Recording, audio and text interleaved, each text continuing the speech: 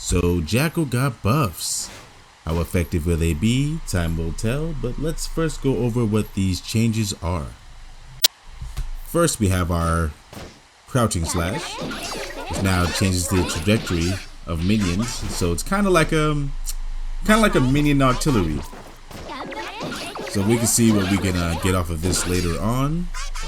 And next up, what we have here, we have reduced the frontal hurt box of her dust attack, which I think will have to do with bombs. So like when you use the Jackal blast here, you don't want to blow yourself up when you're going for the overhead. So it reduces the that's what I think it's for, with reducing the frontal hurt box. Next, we get a wall bounce off of throwing our minions while in the corner. So it already happens for the kick here. Let's see if I can get it right.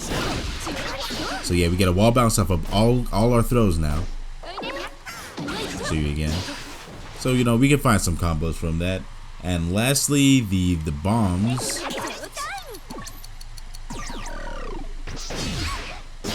now keep you afloat longer, so you're able to combo your opponent after the bomb lands. But as you can see, it also affects you as well. Now here's an interesting combo that I found out with the crouching 2S on the minion, which is a red Roman cancel combo.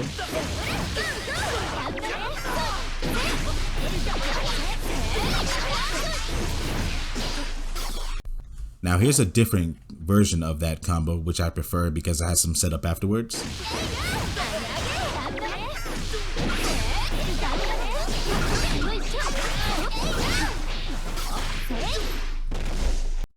Now I believe the main purpose of the 2S change on the minion is for bomb setups, because it allows the minion to fall right behind the opponent usually, unless you're like all the way back, it's gonna hit the opponent.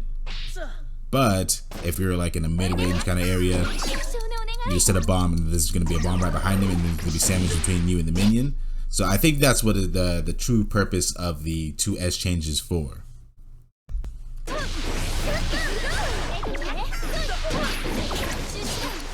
As you can see, even when I do that combo, it leaves the opponent sandwiched between the minion, so we can do we can do like a minion attack and keep them sandwiched together as we like search for a way to use our bomb.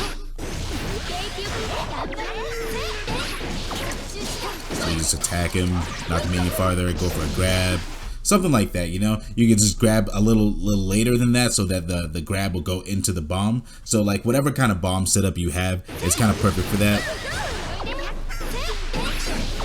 because they're sandwiched right between you and the minion. So you attack first, get the minion behind them, and then you can go through a block string. You go for overhead to get the bomb. Just when the bomb's about to go off, so you can go for an overhead, or a low, or a grab. So whatever kind of block string that ends in one of those three, so you can get the bomb to blow up on the opponent, so that you can get a combo. Now from the wall bounce from the minion, from throwing a minion at your opponent, I think it's most effective as an anti-air. I think all options kind of lead to anti-air, because like even if they're on the ground, that's not going to cause a wall bounce situation. So it's best for anti-air situations, as you can just kind of convert off of that now. And you can also do that off the 6P. And 2S, same thing. So I think that's best used as anti-air. So in situations where you have your opponent in the corner, maybe do a jump back throw, maybe they're trying to jump out of the corner and don't expect you to do that, then you can get a combo off of that easier now.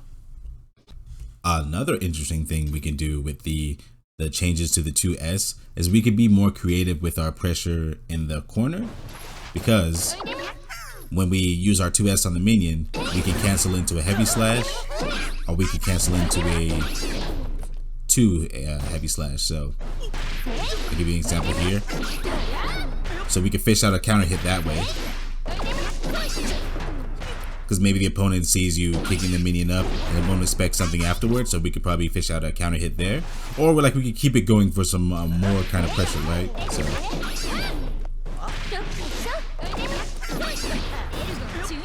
that would be a whole block string. So you get to summon a minion afterwards and maybe throw it, right? So you know, you can be creative with it, man. There's like you could probably throw a bomb in there somewhere, right?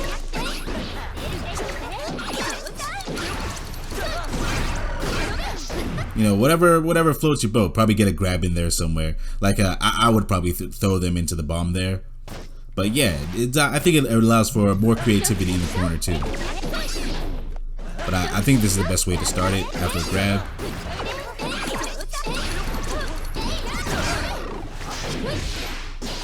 You know, something like that. Maybe do a throw earlier so you can get the knock up, because the changes with the bomb allows us to you know, it knocks them up higher so we can confirm off of it easier, or rather continue our combo easier. Now, one more thing I want to mention is that the red Roman cancel combo that I showed you before, it could whiff depending on if you do a 2 HS or a 5 HS. So I think it depends on the character, because for Sin I find it harder to, I think it's easier if I show you.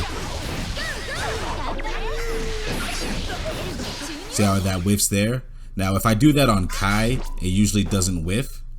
But if I do it on Sin, it does. So with Sin, I just do the heavy slice version instead, because that will hit. Now I'll show you what I mean. I'll switch over to Kai.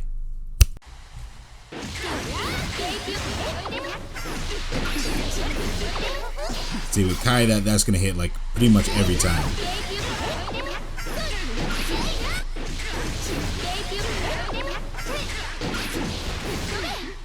Pretty much every time. But also with the 5 HS version,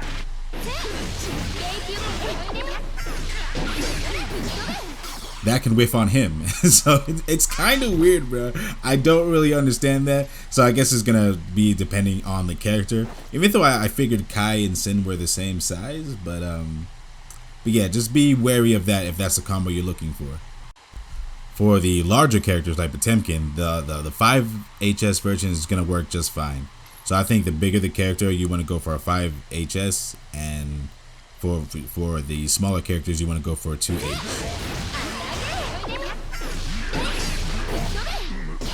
See, the bigger characters, 5H, always gonna work. For the smaller characters, go for the 2H. So all in all, I would say this patch is mostly based around the blast command, because I pretty much think every single buff here, I'm looking at them now on my second monitor, everything kind of works towards blast command, right? Because now we can get it on the opposite side of our opponent, right, with the countdown, and we can just sandwich them and do our thing. And the dust attack with the active frames, the frontal hurt box being smaller, so we don't blow ourselves up when we go for our overhead. And what else? Other than the bouncing them off the wall with the minion, yeah, even the explosion itself now has them hover a little longer, so we can combo off that. So I think this is all towards all towards blast command, really. And you know, it kind of turns Jacko into a kind of makes her like she's artillery, you know, like she's artillery in the back, just kind of like launching things off. And I guess if you're like really cheeky, I doubt you'll be able to land this, but I guess you could like do a countdown, right? Just find the right kind of time and just if you're able to pull that off, that would be cool. I doubt you will, but you know, yeah, I think this is this patch for Jacko kind of focuses around the blast command, which isn't a bad thing. You know, gives her more options. And if that's something you already played with already, then you'll just be able to expand on what you're already doing. And that's the video, guys. Leave a like if this video has helped you in any way, and subscribe for daily fighting game content. Also, leave a comment if I missed anything, or like if there's something that you know that I missed. Yeah, just leave a comment, so because that'll help all of us in the end, so we could be better Jacko players. Thanks for watching.